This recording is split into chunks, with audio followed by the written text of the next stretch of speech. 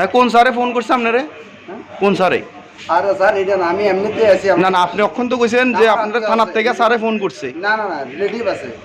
আপনার ডেজিগনেশন কি? আপনার ডেজিগনেশন কি? আপনি কি? হ্যাঁ, আপনি কি করেন পেশে?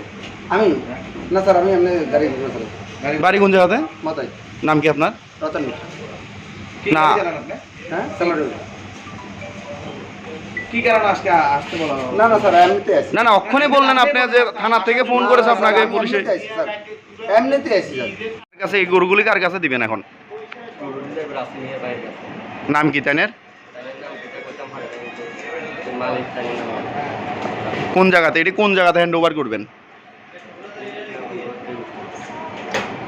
মানে মালিকের ভাইয়ের কাছে, মানে রাসেল মিয়ার ভাইয়ের কাছে এটি হ্যান্ড ওভার করবেন?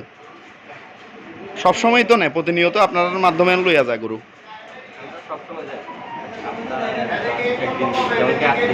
কয় গাড়ি গেছে টোটাল আজকে?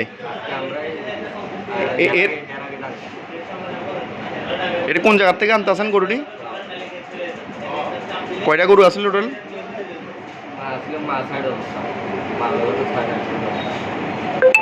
গাড়ি টিআর 07A1531 গাড়িটি করে 10টি বড় গরু বোঝাই করে নিয়ে আমার মতাই দিকে লেগেছিল। তখন আমরা সেই গাড়িটিকে পাবলিকের সহায়তা ধরে বেলোনিয়া থানাতে এনেছি।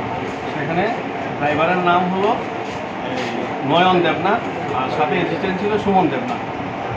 কি মনে হচ্ছে স্যার যে একই ছোট এক গাড়িতে 10টি গরু?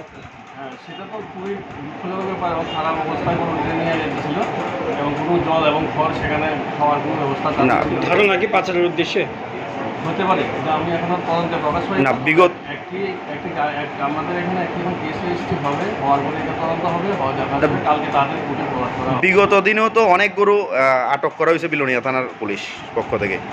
তো মানে ধারণা তো এগুলা পাচারের উদ্দেশ্যে নাকি? অবশ্যই এখানে অনেক গরুই পাচার হচ্ছে।